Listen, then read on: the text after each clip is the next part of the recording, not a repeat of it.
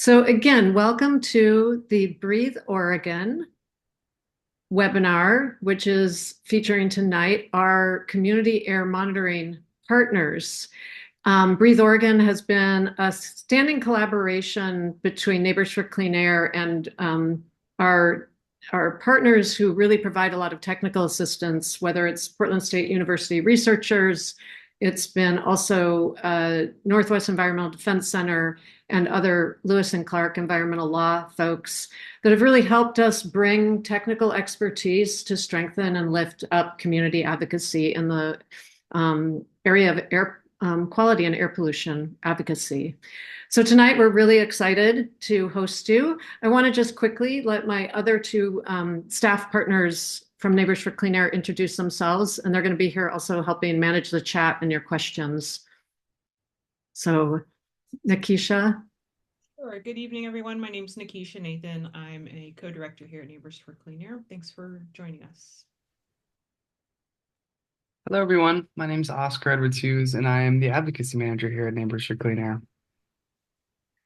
So our agenda tonight is mostly just to center some really fantastic partners that have been working in the field. We have three people tonight to share different takes on community monitoring projects. Dr. Linda George, we've been working for over 15 years, I think. She's a leading national expert on urban air quality and has done a lot of monitoring projects, specifically around diesel emissions in our region. We have a fantastic partner, Duran Coles, who is one of the founders of the Blueprint Foundation and founder of a Change in the Air program that specifically is helping bring more community scientists from communities most impacted by air quality and training sort of the next generation of scientists that also will bring lived experience into the work. And then finally, Ryan Bellinson, who has joined DEQ in the last few years. I don't know, Ryan, it seems like you're still new, but yeah, 2 years, okay. As a community engagement specialist at Department of Environmental Quality, which honestly is fantastic that Department of Environmental Quality, DEQ, now has a person really focused just on community engagement. And I will say that I'm really, really excited about this, I think, inflection point. We've been working with Dr. George for, as I said, over 15 years, because frankly, when we first started the work, Neighbors for Clean Air, the concept of monitoring for air toxics was, one, incredibly expensive and really only in the hands of regulators. And so really only was done with the intention to prove compliance with regulatory standards. And so ultimately, from a community standpoint, the monitoring that was being done really wasn't even designed to answer the questions that community had. It was really designed to answer the questions of whether or not, frankly, our state was in compliance, because we have obligations to ensure that we meet the federal national ambient air quality standards. And there were really no enforceable standards at any specific industry level or in our ambient air, and that would actually indicate whether or not the air was healthy and safe to breathe. And so being so frustrated at the beginning that when you heard about air monitoring that was being done, that it wouldn't necessarily, answer the question of what you might be breathing in your community and whether that was safe or not. And we've worked, as I said, over the years with Dr. George to really get a better understanding of actual defensible, credible information about what is in the air that we breathe. And we're really excited and thrilled to be working with the Department of Environmental Quality on what we think is a landmark shift for the agency to be doing a community monitoring project that will really start with the questions the community is asking and devise monitoring projects to suit those, to get to the answers the community wants. So we're really excited about this change that's happening right now. And I'm so excited to share the presentations with you tonight. So without anything else. Again, we're going to take questions at the end. We encourage you, any questions you might have, you can put in the chat. We will try and then we will look to those to ask those questions to our presenters. So as they're presenting, you can put questions in the chat if you want, and then at the very end, we will get to questions. So I'm going to hand it over to Dr. George. Can you see my screen? Yes. Okay, well, thank you. As Mary said, I'm Linda George. I'm a professor at Portland State in environmental science and management, and thanks for letting us share this preliminary work that we did last summer. And we were looking at the impact of distribution centers on air quality, and the students involved were volunteers that were taking my environmental chemistry class. So we had to work around, and we did it in the summer, this summer, and we had to work around their work schedules and heat waves and smoke alerts and all sorts of things.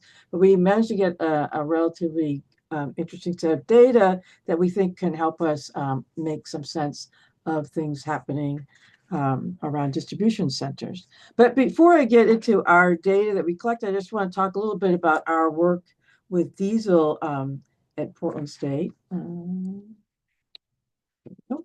So we've been working on diesel for a long time, many years, and a few years ago we worked with DEQ to get some EPA funding to improve a model that DEQ had established to predict diesel particulate matter pollution in the Portland area. And so this project involved a lot of research, a lot of source assessment, model improvement, lots of things that we did. It was a lot of graduate students, lots of money, and faculty involved. But it was really important for DEQ and us to do this work because Portland happens to have a relatively high level of diesel particulate matter in our air, which is toxic. And there are some policy options that could potentially decrease exposure. So in particular, the biggest policy option is represented by this graphic. So one of the things that this graph shows you the emissions of nitrogen oxides, which comes from diesel exhaust, and particulate matter, PM, that comes from diesel exhaust, diesel particulate matter, as a function of model year of engine. So you can see the older engines put out a lot of PM and NOx, and as you get to very clean and more recent engines, and it's not even that recent, 2010, the emissions allowed are pretty small. So this suggests a policy option that we might think about the age of the engines that show up in our airshed, which other municipalities and states have taken up. So in diesel engines in particular, I mean, if we were talking about gasoline engines, in 20 years, pretty much gasoline engines are, those cars are gone from the fleet, but diesel engines tend to stick around for decades. So we have the problem of very old diesel engines still in our active fleet. So just to give you a sense of the kind of thing we can do with modeling is we can do magic with modeling. We can say, okay, we have a model that predicts the diesel particulate matter, and then we can say, okay, let's make all the trucks the cleanest burning engines and see what impact that has on air quality. So we did that with construction vehicles. So you can see on the upper left-hand corner, this is what we predict for diesel concentrations in the Portland area from just construction vehicles. So you can see these colors, and just to give you a sense of these concentrations, the current a risk-based concentration for diesel particulate matter from DEQ is 0.1 micrograms per cubic meter. So you can see pretty much everywhere in the Portland area, based on just construction alone, it's above that level. And then we can do some magic with the model, and in the bottom right-hand side, you can see what happens if we clean up all of the construction equipment to the cleanest burning construction equipment. So you can see a lot of cleanup in the diesel particulate matter. Where it's not being cleaned up is where there are other sources. It's not construction, something else that's happening.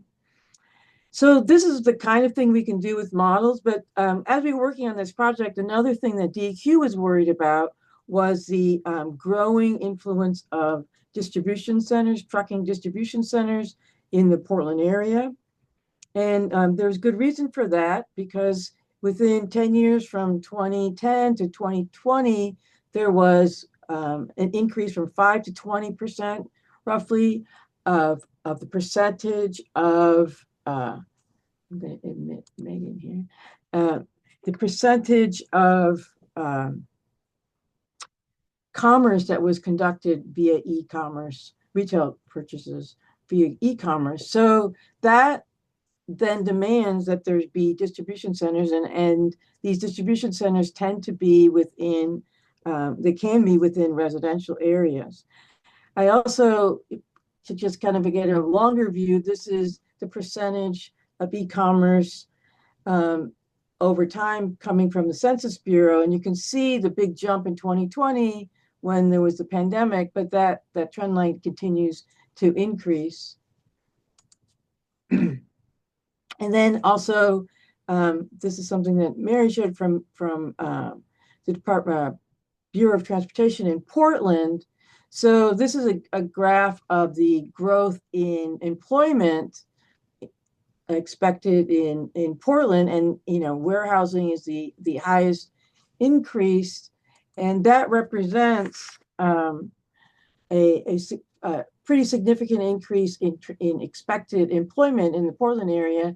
But more striking, I think, was the quantification of the construction, that 42% of new construction projects in the Portland area were related to warehouses. So we tried to look at where these distribution centers are now. So they aren't like called out in any way in GIS materials or mapping, or so we tried to look at maps and try to find out where these distribution centers are. So this is just zooming in on the North Portland area in Portland. There's quite a few also in the southern part of the city. But just to give you a sense of where they are. And then we figured out a way to allocate emissions from trucking to these distribution centers. And then we let the model run to predict the concentration coming from distribution centers. And so this is what the model shows us in terms of the concentration of diesel particulate matter coming from distribution centers. And what you can see here is, I think is important, is that the distribution centers have limited impact across the whole city. I mean, it has some impact, but very little impact across the whole city, but they do have impact localized right at the sources. So you can see the impact right near a distribution center. You're going to see some impact. So that's where we ended that EPA project, but we became more interested in thinking about, well, is this model correct?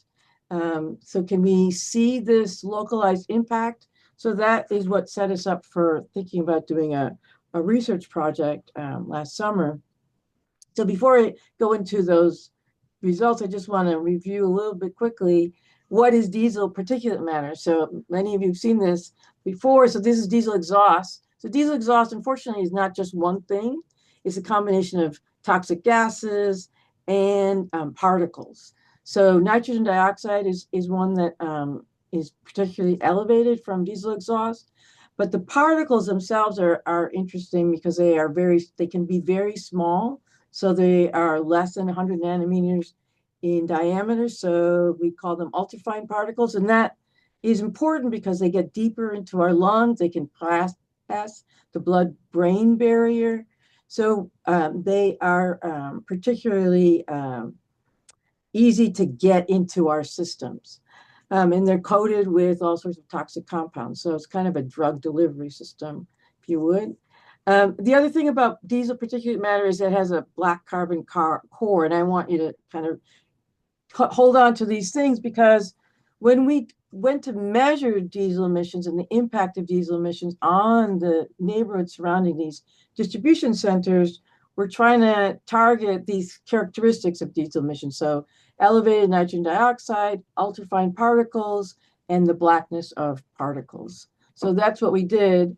So our research goal for this summer is to look at 2 sites. So Park Rose, there is a distribution center, or a big building that may or may not become a distribution center, depending on how successful Mary is. And so that wasn't functioning as a distribution center yet. And then an existing one, the Albertsons Distribution Center out in East Portland. And we looked at nitrogen dioxide, black carbon, ultrafine particles, and we added ambient noise. So that was something that one of the students, Ayla Furlow, came up with, was to look at the impact of noise from the activities coming from distribution centers. So the 2 sites we looked at again were this distribution center, the future distribution center in Park Rose, and then the active distribution center. This is an Albertson sites. And you can see here, these are 2 schools that are pretty close to these distribution centers. I'm just admitting all these people, Mary, so I don't know. I'm going to host.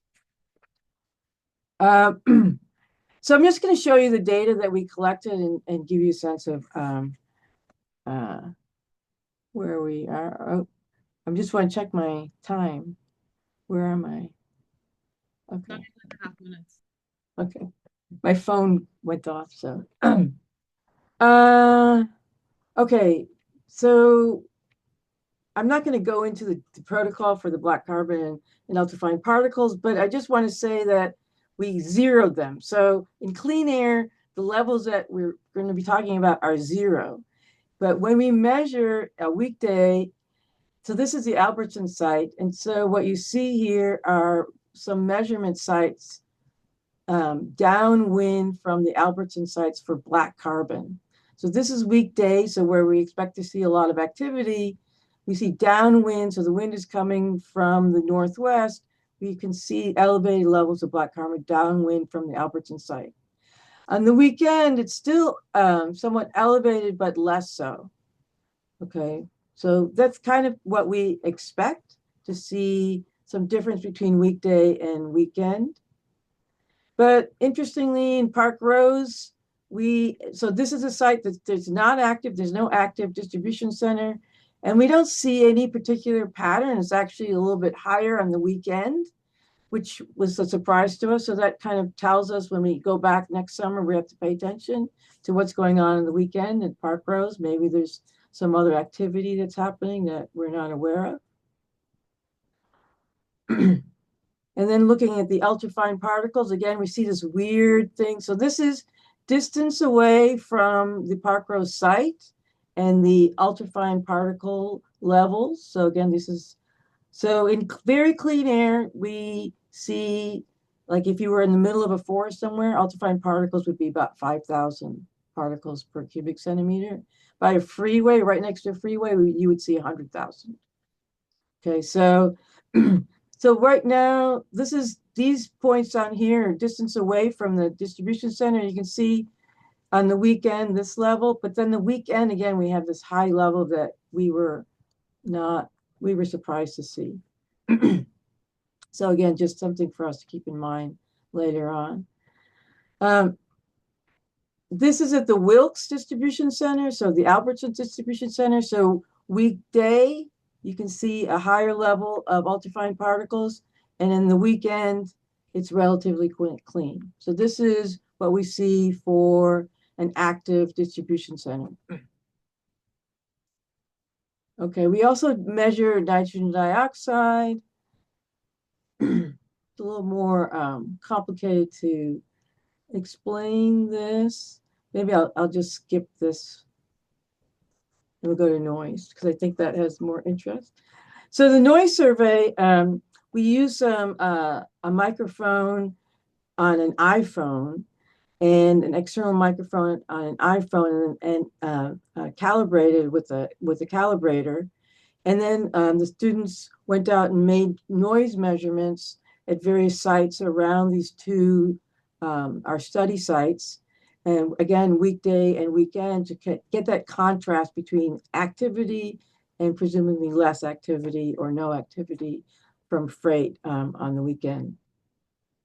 So this was the Park Row site, and you could see different area zones, but they were making these measurements around the Park Row site.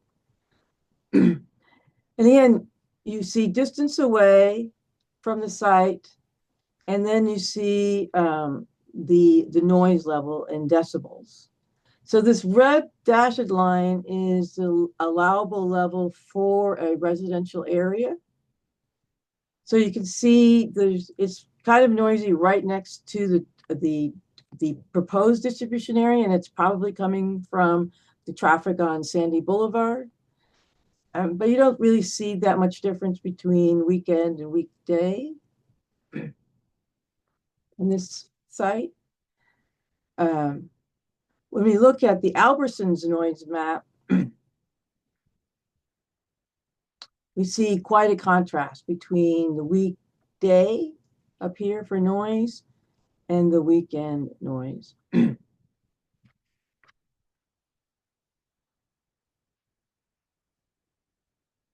Okay, so this is all very preliminary work that we've done, just to get a sense of what's going on at these sites. But it seems pretty clear to us, even just making these few measurements, that distribution centers have a very clear impact on air quality, especially when we're looking at ultrafine particles and noise.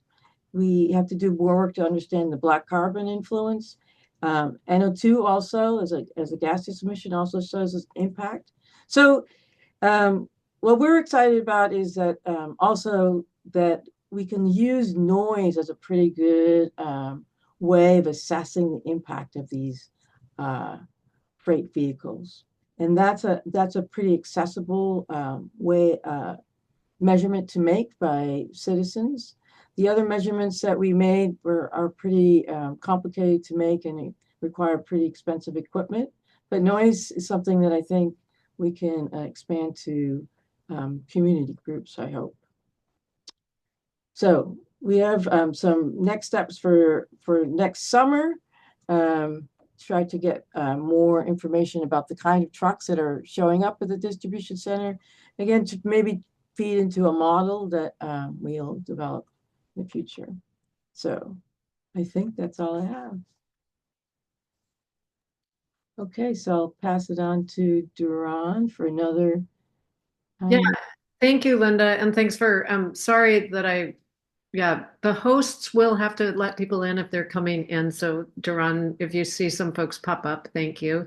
And again, just want to remind people that if they have questions for any of the presenters, please put them in the chat and we'll be trying to get to discussion at the end. So thank you, Linda and Duran.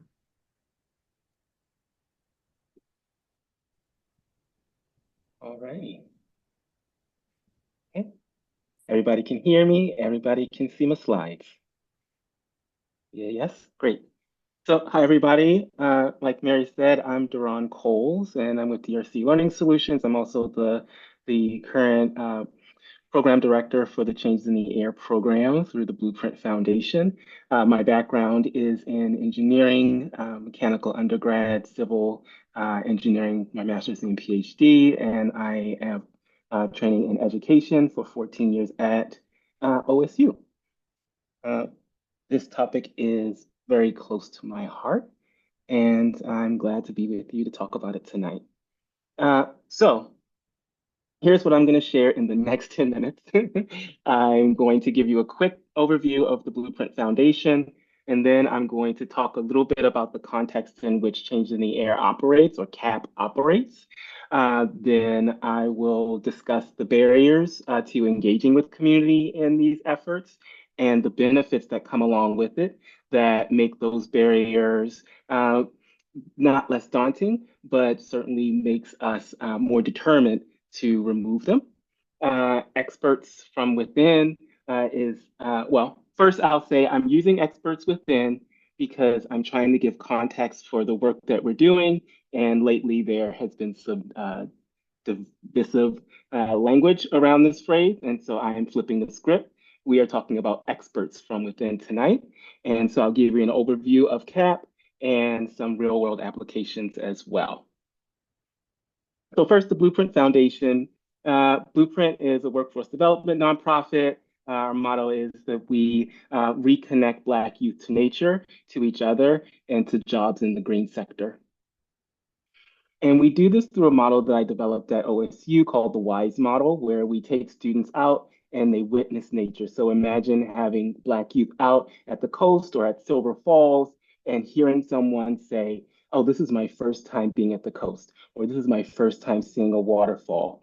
And realizing that these are folks that grew up in Portland, grew up in Oregon, where there's so many things that we can do outdoors, but not having that access to it. And noticing them in their awe and noticing those connections happening for them in their minds, then we say, okay, there are issues related to the awe that you're having, what you're seeing, what you're experiencing, and they investigate those challenges. This is Tiffany learning how to do macroinvertebrate studies for water quality. And then we have them contribute to solutions. So they solve some of the challenges we talk about. On the left, you see a student restoring a wildlife area. On the right, you see two students weatherizing low-income housing. And then the E in WISE is educate. So we want them to codify their knowledge and really understand that they are the scientists for their community. And so we want them to teach folks. And my favorite is represented by this picture. It's when they teach students that are younger than they are, to see Black students talking science with very young kids and changing perspectives of who does science. So Change in the Air is an offshoot of the WISE model that's focused on air quality. And essentially what we do is we're training Black youth to be scientists for their community doing air quality studies. The folks that we work with, I'll show a couple slides with those folks on it. This first one is us heading to put up a monitor in Mount Scott, the park there near the community center. And so we have scientists and engineers in this photo. Monica is on the right here. She was the catalyst of Change in the Air. She just called me up and said, hey, I have this program I'm thinking about. And years later, here we are. But I want to make sure that everyone understands this is a partnership between community-based organizations, industry, and government. And so here's another image. This is from a trip to Georgia, where we gave a pitch to the Department of Energy, and we didn't win the big prize, but we won a smaller prize. And you can see us here celebrating. Greg is from the city of Gresham. He is awesome. And Mary's in the picture too, getting covered up by my Carol Burnett ear tug. Oscar, I'm sorry that I don't have you in the photo, but Oscar is also a very valued and loved member of our CAP team. Okay, so we all have some things in common. One, we all believe that climate change is an air pollution problem. And we understand that all the impacts that come along with that, all the health impacts, all the environmental degradation that comes along with it, is felt more based on who you are. Right? Historically disadvantaged people, low-income people are feeling these impacts more. And we all believe that best practices, those most impacted by these challenges, should be drivers of the solutions. And so that really is the foundation of CAP. It's what really codifies our team and drives what we do. So for us, what that means is CAP's outcomes. What we're doing with CAP is not just helping Black people, it's not just helping the Blueprint Foundation. It's not just a teaching tool for Black youth. It is helping every climate action plan that is existing currently and ones that are getting developed to really center community and to be successful because of it. I put Gresham's Climate Action Plan up, not just because they are one of our, well, yes, because they're one of our partners, and because they reached out to us and asked for suggestions for their climate action plan. And so there are CAP team members that contributed to this action plan, showing how it needed to be community centered, showing what sorts of data we need in order to make sure that we are making the advances that we say we're making. And it's really important for us to involve community because there are clear benefits. There are clear benefits to these climate action plans that are serious about including community because they're going to have interventions that are customized for on-the-ground conditions. They are going to start building trust with community members who hear stories from their family members. They may have their own experiences, right? Those experiences may be ongoing, and so there's a low level of trust. But working together and doing it inclusively can undo some of that baggage that's locked in our subconscious. And with community observations, we know on the ground what's going on. If folks feel that they can trust their partners, then they'll share what's happening. That might be information that really adds depth to our databases. And finally, if there's trust, if there's an understanding of science and data, then people are going to use it. People use information that they understand, especially when they know that information is important and is helping them better their lives. And so if we are successful, we should see more initiatives and we should see more advocacy coming directly from the frontline community members that we work with. And they have stories. We do tabling, we go out, we talk to people, and we often use this slide. And we just show people and we say, pick a letter that speaks to your experience relating to air pollution and just tell me about it. And then we listen and we hear stories about asthma. We hear stories about early death in people's families. We hear stories about living next to industrial areas and knowing when to close the windows because the smell always starts this time on this day or these days. And all that data is important because it's useful for us to understand what the research questions actually should be. What should we be looking for in the data? Where should we be collecting data?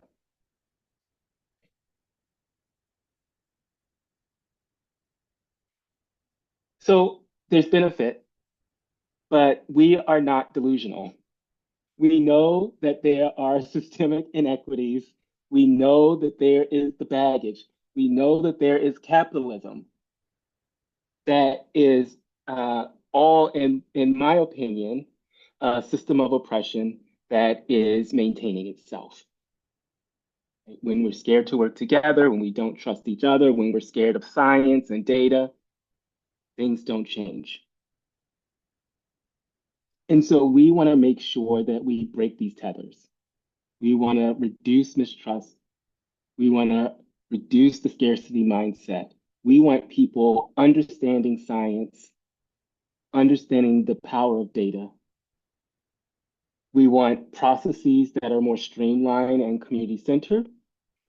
And we want industry allies that are willing to say, yes, we do live under capitalism, but I also want to be a good neighbor. That's also important. And the way we're going to do it is outcomes from the program, data. Data that helps us quantify our complicity in air pollution. Instead of pointing fingers, we actually have data that shows, okay, this is what's happening, and now let's work together to reduce these emissions. Okay. Data that helps us prioritize, select, and assess interventions. Pick ones that are the most effective. And my favorite is having frontline community members feel that they have agency to make informed decisions about their own health and the health of their community. So let's go back to experts from within. So we want Black youth, we want community members to be leading these studies. And so if you're looking at the continuum of community engagement, we're at the far right end of this. We want to have the transparency, we want to take time to do the relationship building, and all the while being mindful of the equity indicators, right? Making sure that we're mindful of parent power differentials, making sure that community owns the data and their ideas, and being responsible to them. So our process takes this slide into account. Oh, Mary, I forgot to hit my timer. I hope that I'm not just wave or something when I'm almost done. I think we're okay, and this is fantastic and very relevant and a great setup for the next presentation. So, oh, great. Okay, I'll still not dally or delay. Okay, so here's an overview of CAP. It's workforce development. Blueprint Foundation is workforce development, but it goes beyond that. So Black youth come in, they learn air science, they learn research methodology, they learn coding and data analysis, how to flag data, they build low-cost monitors, they learn about the high-cost monitors as well, and they do it all with the scientists and engineers as well as near-peer college mentors. And once they finish their initial parts of the training, they then do a project where they take their research skills to ask their community questions, come up with research questions, figure out where those questions can be investigated. So where should study areas be? And each cohort selects a study area for their cohort. So that's why we are at Lentz neighborhood, at community centers, North Portland at parks, and most recently with our third cohort in Gresham in the Rockwood neighborhood. Each cohort then adds monitors to a network, and each cohort, once they finish, they can give back. So they can apply to come in and be mentors and work on contracts with the scientists and engineers so that they further hone their skills while bringing climate resilience to their neighborhoods. So that's an overview of how CAP operates. Here's the curriculum that CAP uses. On the left, you see the technical curriculum, the modules that have to do with coding and the hardware and statistics and research studies. On the right are the qualitative aspects of research. So how do you ask questions? How do you set your own biases aside so that you get the optimal amount of data from folks? And there's a policy advocacy piece that our partners at Neighbors for Clean Air help us with via their Camp AQ. So there's the setup for our trainings. This is what it looks like. I won't go into details on each of these. I have to say it. Okay, so there's the picture at the bottom. In the middle is one of our mentors, Truman, doing siting. So showing where do we put monitors, where don't we put monitors, and why. When the monitors go out, they all have a little tag letting the community know what the monitor is and why it's there. And I'll leave it at that for now. But ultimately, we want data for all. We want data for community members to reduce their exposure. We want data for decision makers to make informed decisions. We want data to have high impact solutions, and we want those high impact solutions to have impacts that are clear and measured. Okay, so that's the program. And I just wanted to reiterate before I end using a few details of the program here.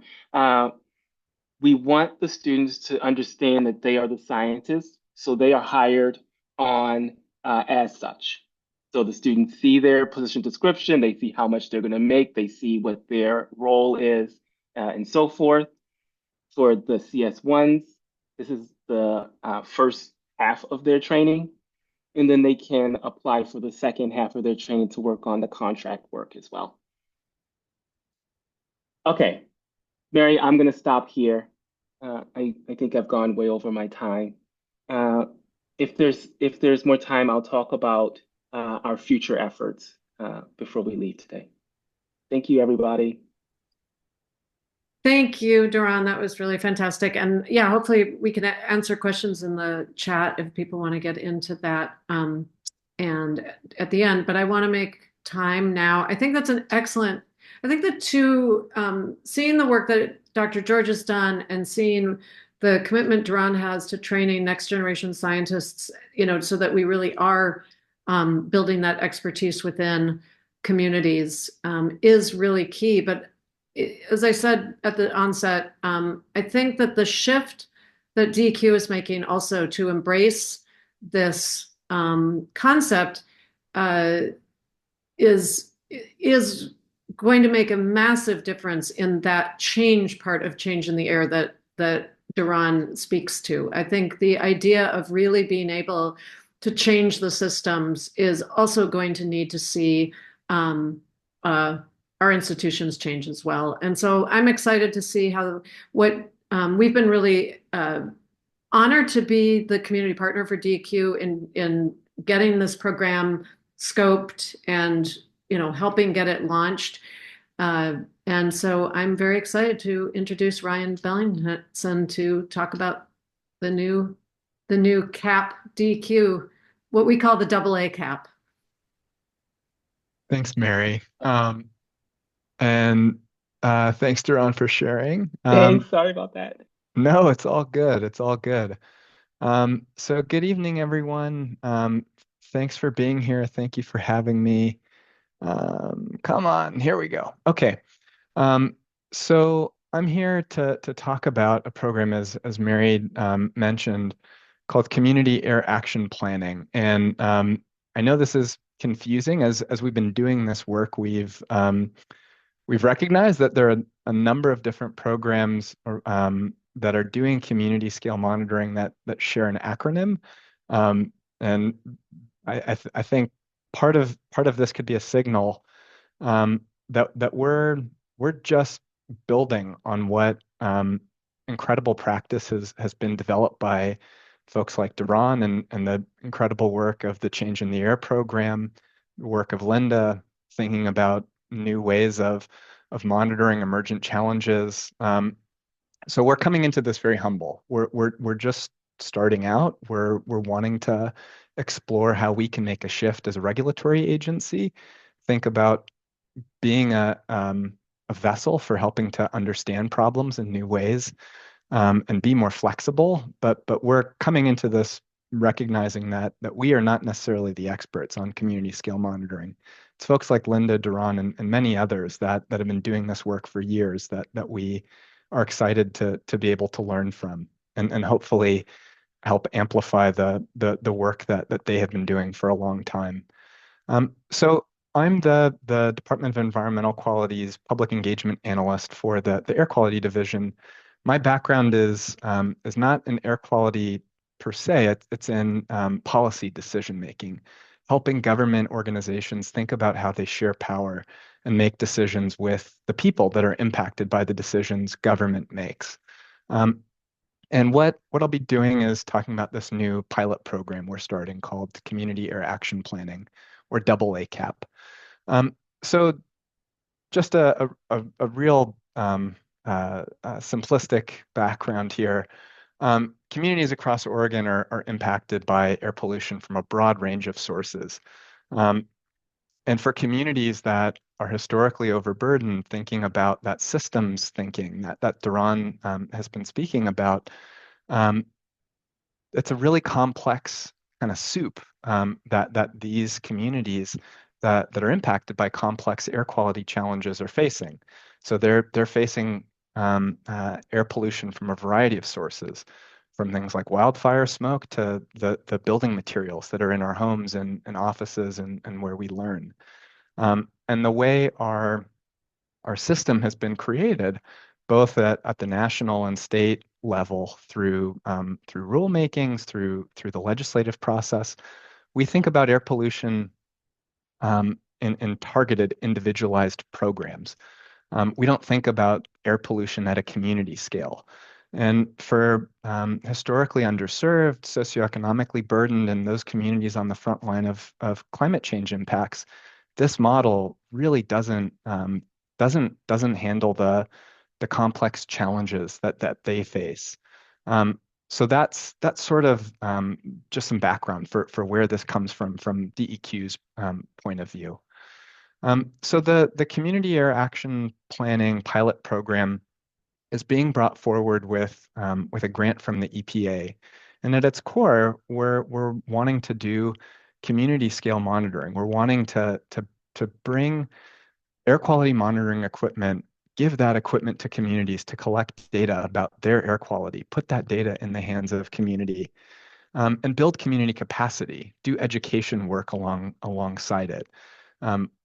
Similar to the Change in the Air program, but we're just starting out. The Change in the Air program is much more rigorous than what we are doing. This is a pilot program where we're trying to build up to something that eventually could be something as impactful as the Change in the Air program.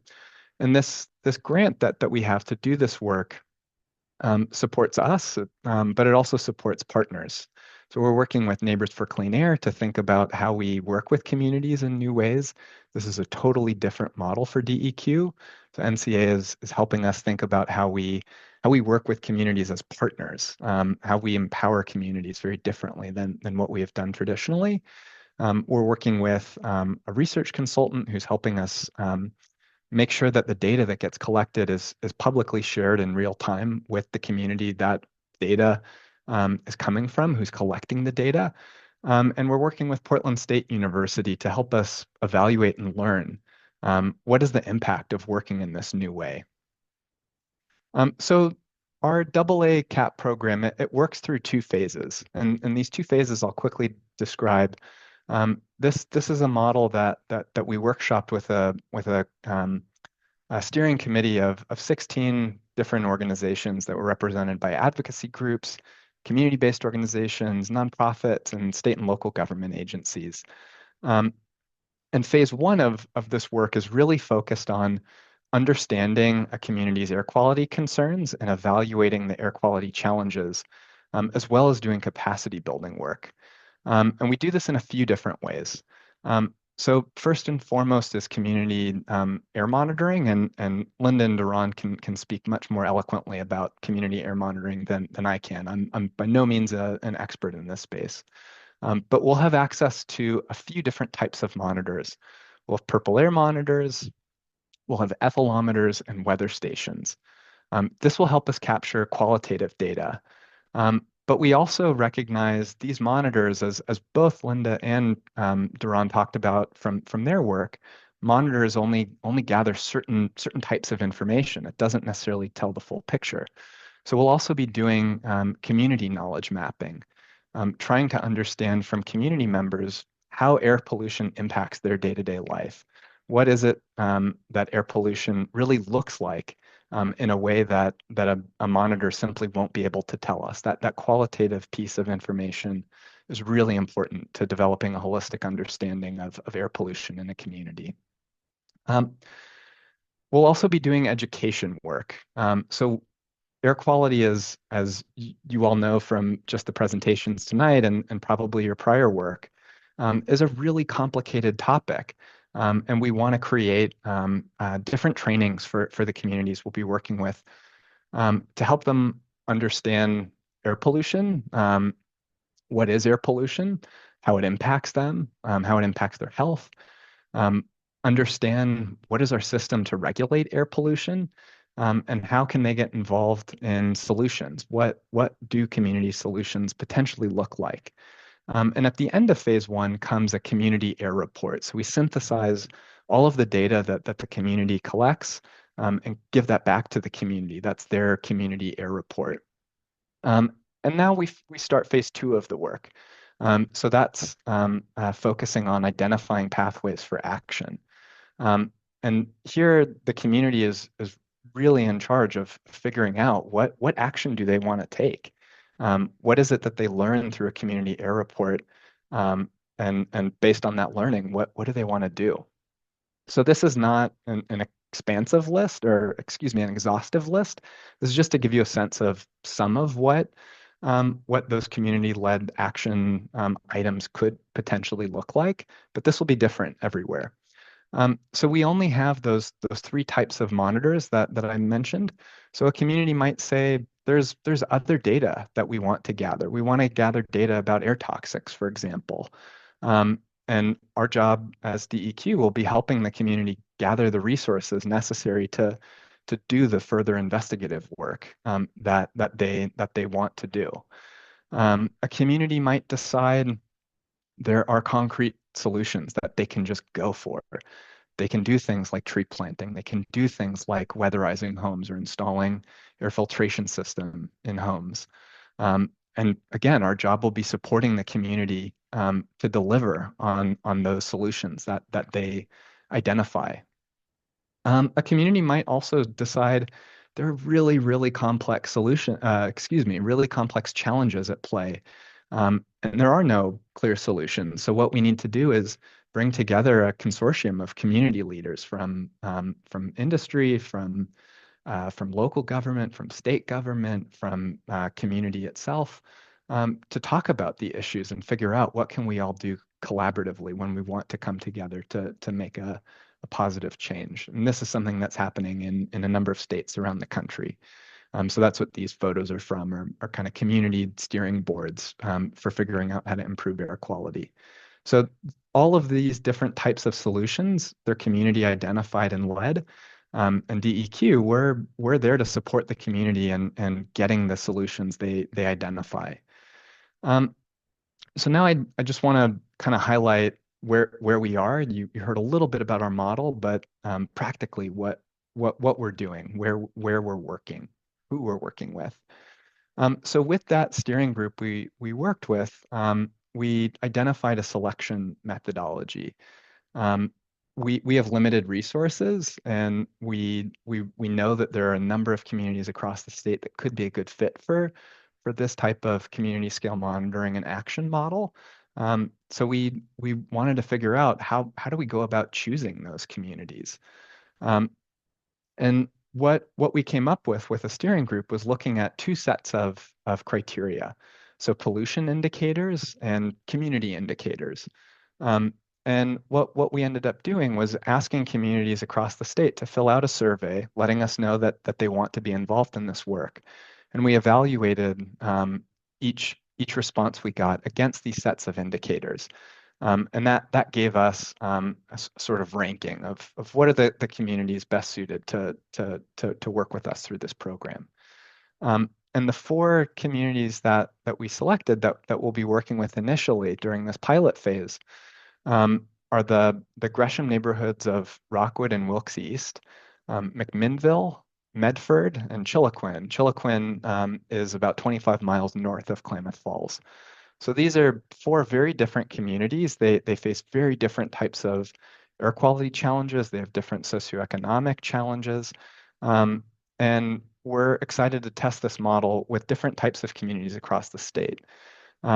We're starting first with Rockwood and Wilkes East. And we'll be working our way through all four communities over a couple year period. So what the work will look like as we get rolling with each of these communities is scaling up over time. So think about a snowball that can roll uphill against gravity. And as that snowball rolls uphill, more and more community members will hopefully be involved in the work, and more community members will take ownership over this work. So it started out with DEQ and our partners working on developing the grant, getting the grant, developing a model, selecting the communities, and now we're at the stage where we're starting to work with the communities. And as we work with the communities, we'll hopefully be identifying folks that want to get involved, and those folks will take ownership over this work. Um, I just want to highlight real quickly this is work that other organizations are doing, thinking about community scale monitoring in action, but this is new for DEQ. This is building a new set of muscles, if you will, a new capability. And that's all this slide is trying to share, is we're bought into the idea. We're now going to test and develop our approach for what this can look like at the state level, and we'll refine as we test and prototype. And I just want to leave you with a message from this woman here, Miss Margaret. Miss Margaret is from West Oakland, and California has a program that's similar to what I described. And Miss Margaret is from a community that's working through California's version of community air action planning. And her community is at the stage where they've gone through the monitoring process, they've analyzed the data, the community has come up with a set of solutions through a working group. And the city of Oakland and partners that were involved in creating a plan have published a plan and are now delivering it.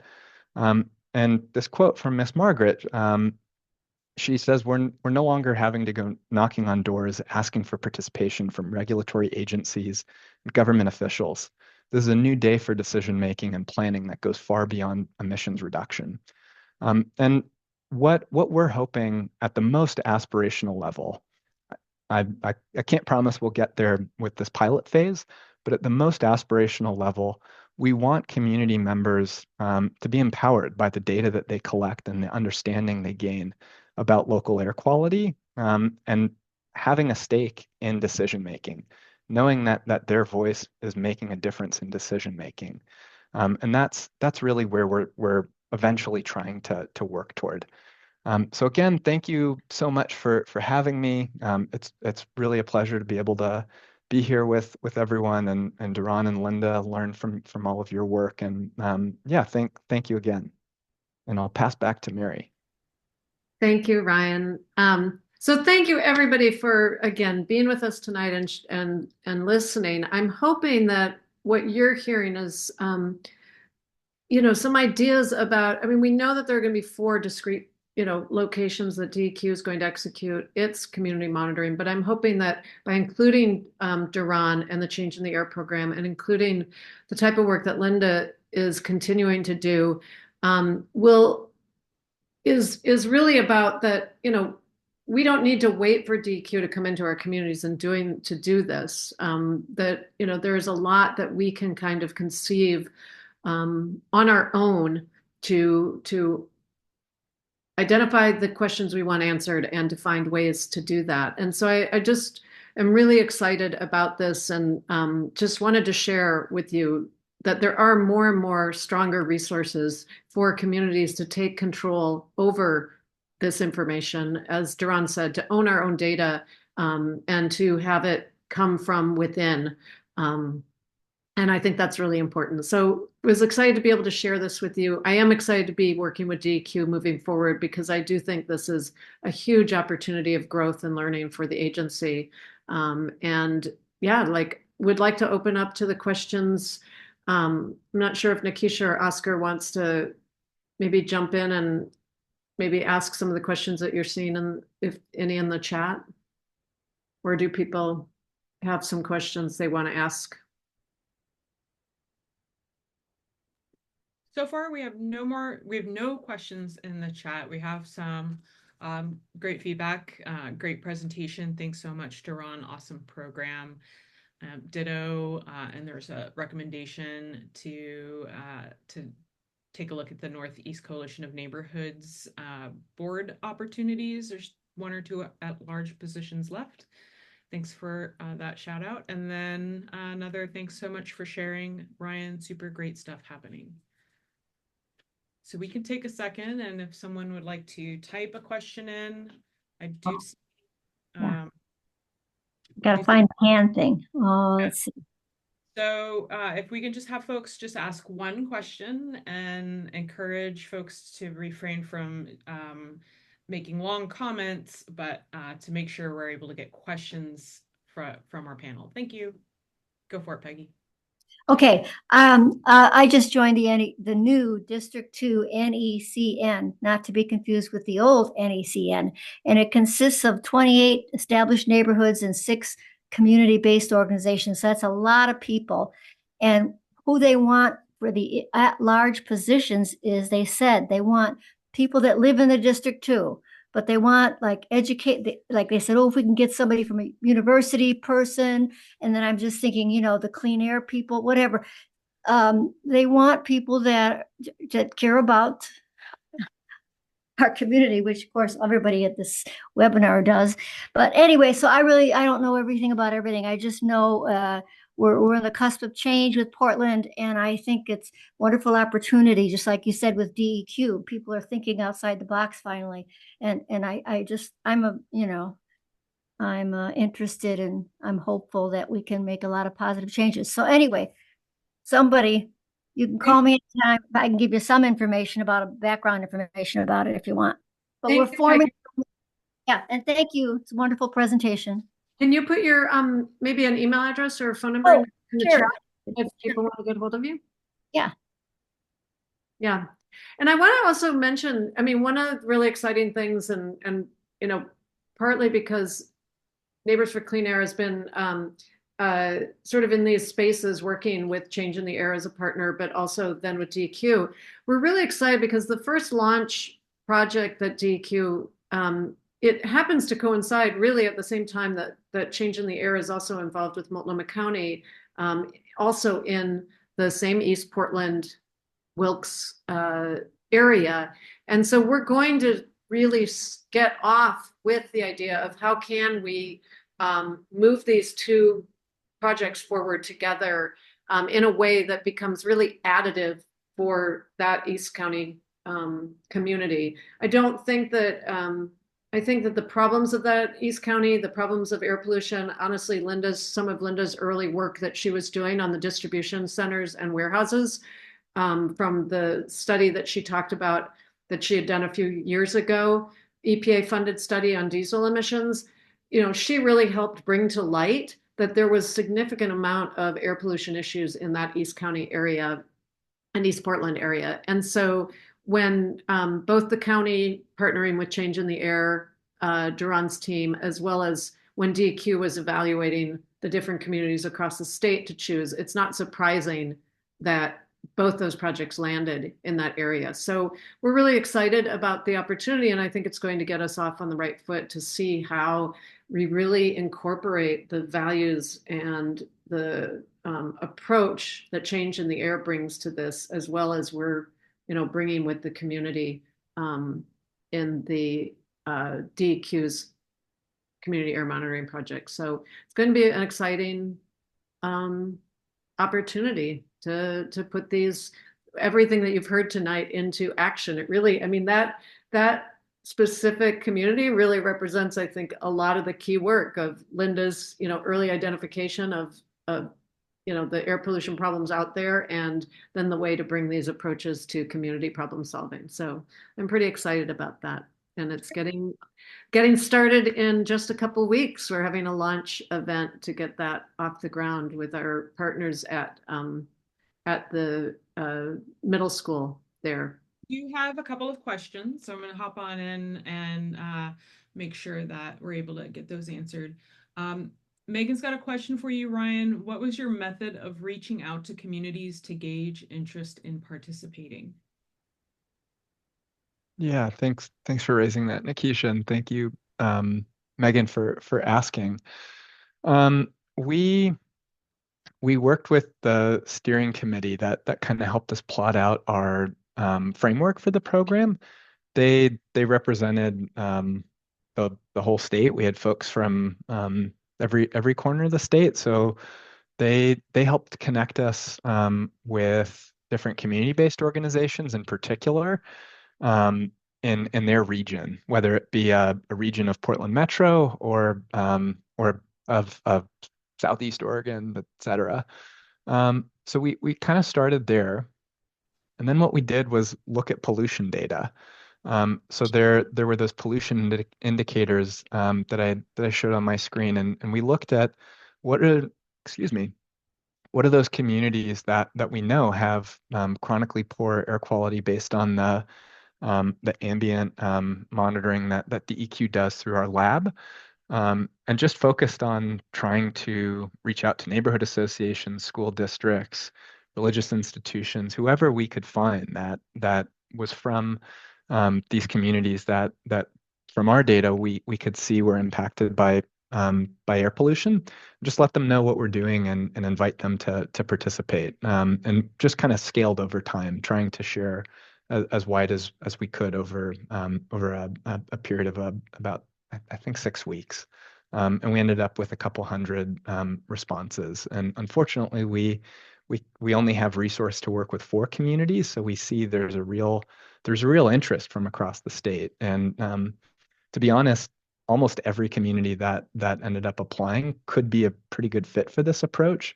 So I think there's way more demand than DEQ or really anyone has resource to meet. But we're starting now, and hopefully this is a pilot program that can continue over time, and we can work with more than the 4 communities we're starting with.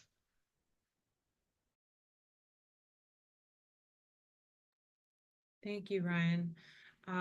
So we've got a question for Linda, and then I think there is a couple of points from Adele that I think, Mary, you can address after the response to Linda's question. So first, Linda, why do you think that impacts of warehouses was limited to the area very near the warehouses? It's actually a multiple part question. Do you expect that the problem is mostly idling of large numbers of trucks at the warehouse sites? That's 2 questions for Linda, and then there are questions for Ryan. So let's go with Linda first. Yeah, Eric. So when we first modeled it, the idling level was based on what moves predicted for those kinds of sites. But then when we made the measurements, it seemed consistent with that, in that there's a concentration of emissions right at the site, and then it decays away through mainly dilution away from the site. So that's why it's concentrated at the site. I agree. I think it's mostly idling.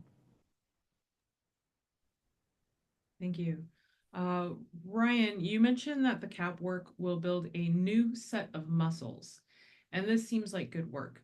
What methods are being conceived for all air quality programs to take advantage of this muscle building, given that DEQ is a program funded and based? That's a very good question.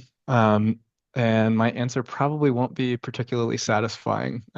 So this work of organizational change, cultural change, it's slow and takes time.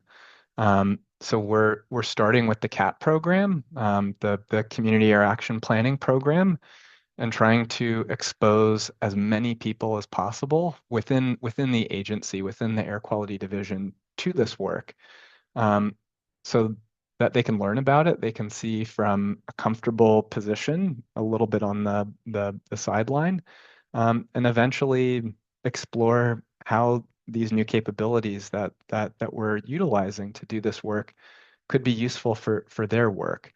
There's my background's in public administration and local government, and I have a friend that often likes to say their main job is an urban planner, but really what they try to do is help their colleagues change their thinking from viewing themselves in government positions as problem solvers to sense makers. So not necessarily having all of the resources, all of the legal authorities, all of the tools in the tool belt to solve problems in and of ourselves, but help explore what are the challenges and what are the community-wide resources that exist for finding solutions. So this work of building new skills will start small with an initial CAP team, and we'll scale out over time to more and more colleagues. So you won't see an impact in other programs just yet, but hopefully in a couple of years' time, this work will have an impact in other programs in DEQ. Great, thank you, and thanks for the questions, Eric. There is a final question from Eric for Duran. Duran, I'm curious if you can share any examples of interventions and or policy decision making that changes in the air has been involved with. Mm-hmm. Yeah. So I mentioned Gresham and their climate action plan, but Multnomah County is another supporter of Change in the Air, and they hired us. So they were one of our, well, actually they were our first and second contracts that we had through Change in the Air, where students worked on contract work. So the first one, we had students looking at data to assess the impacts of wood stove changeouts in the county. And the second one, the county also got an EPA award to plant trees and to do some retrofits of indoor spaces. And so the students this coming winter will be building indoor air quality monitors for that program as well.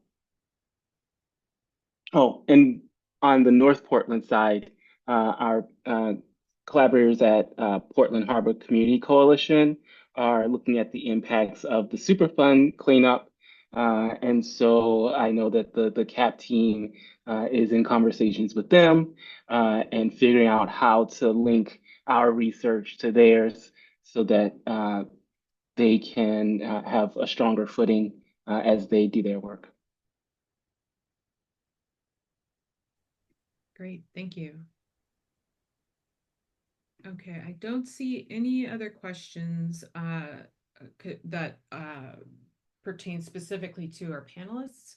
There is a question related to DEQ's proposed diesel standards delay, and I really appreciate someone wanting to raise that, and I wanted to give Mary a chance to just make whatever point you think would be good to make here about that, in addition to addressing, because I think it's semi-connected, whether or not there's any connection here to new legislative agendas. Thank you very much. And of course, our friends at DEQ will have, there is a firewall, obviously, between the advocacy that we do in that realm to a certain extent. And yet, yes. So thanks, Adele, for those questions. Whether or not this is directly related to DEQ's the current truck rules being rolled back, which really is honestly truck manufacturers putting our state in a really tough position regarding the implementation of the new truck rules. There will be an opportunity on November 21st at the Environmental Quality Commission to voice opinions about those truck rules and delays. So I'm going to just put a shout out to that, and we'll obviously be following up with you all, and we will be sharing information about what's going on with those rules. If you're on our list, you might have seen an email that we sent out before. But regarding legislation, I will say I do think that there's something that really goes back to the work that Linda George has done over the years to characterize diesel emissions in our communities, and especially the study that she most recently did to update the Portland Air Toxic Solutions emissions modeling that identified really clearly identified distribution centers and warehouses as a problem in our communities. And the problem, and it's a problem twofold. One, they're really big sources of air pollution. You saw the data also that Linda shared from the city of Portland. It's also a growing concern there's new distribution centers, and it's really proliferating, and they are not regulated as air pollution sources. We over 4 years ago, we had introduced to the EQC, we had a petition to ask the EQC to basically regulate those types of sites of air pollution, and that petition was denied. I think this kind of information, the slow, the rollback potentially, or the slower implementation of the truck rules that Adele, you were talking about, I think all that, 1 + 1 + 1 equals a new impetus for DEQ to really commit to their diesel strategy they were put in place as far back as 2007, when the state legislature directed the state agency to reduce the risk of diesel emissions in our communities.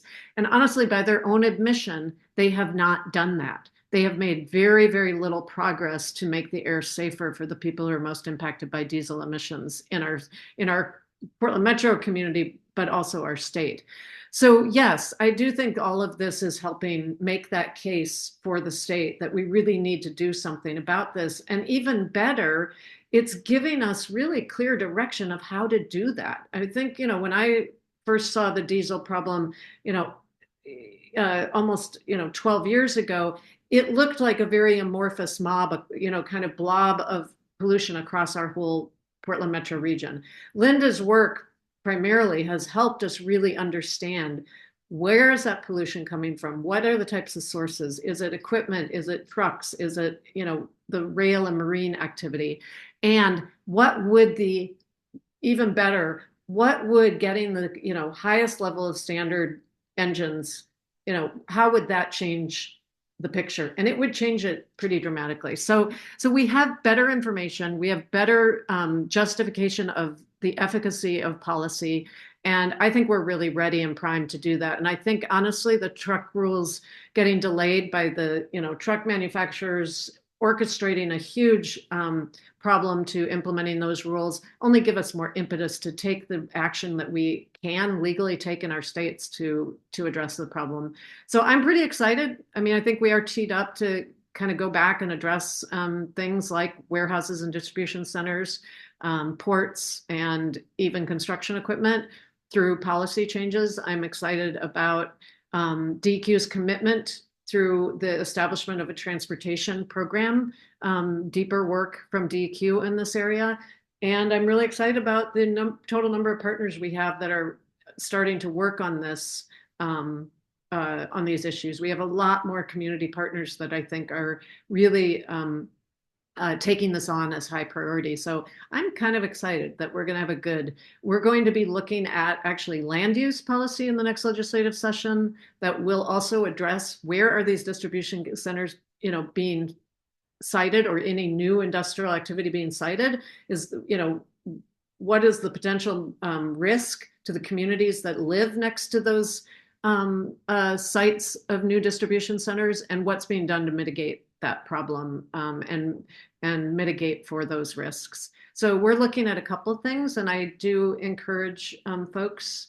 I'm pretty confident a lot of you are already on our list, because otherwise you probably wouldn't have gotten here tonight, and that we will keep you informed of those policy ideas going forward. But the truck rules will be front and center at the next EQC meeting in November. So if you're interested in that, Adele, happy to talk with you more.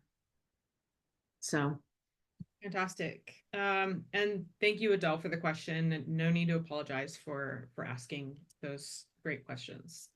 It is why we are all here, and it is connected. So I appreciate that. I think I should scroll down. I see Duran has responded to another comment and question. So I think we're good there. I'm glad that you spotted that, Duran. And we still have about 7 minutes left. We can wait a few moments to see if there are any questions that pop up.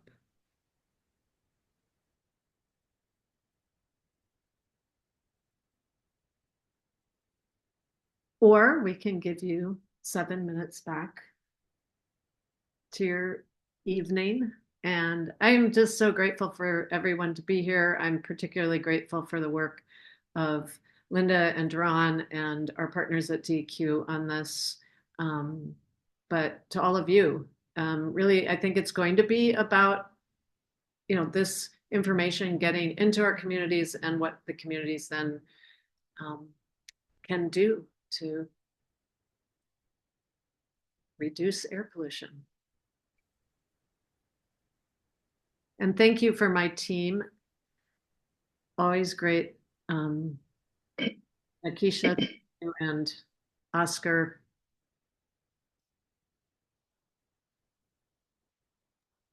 Thank Duran, you. lots of information in the chat if people want contacts from Duran. And I don't know, Peggy, if you put a contact into the chat.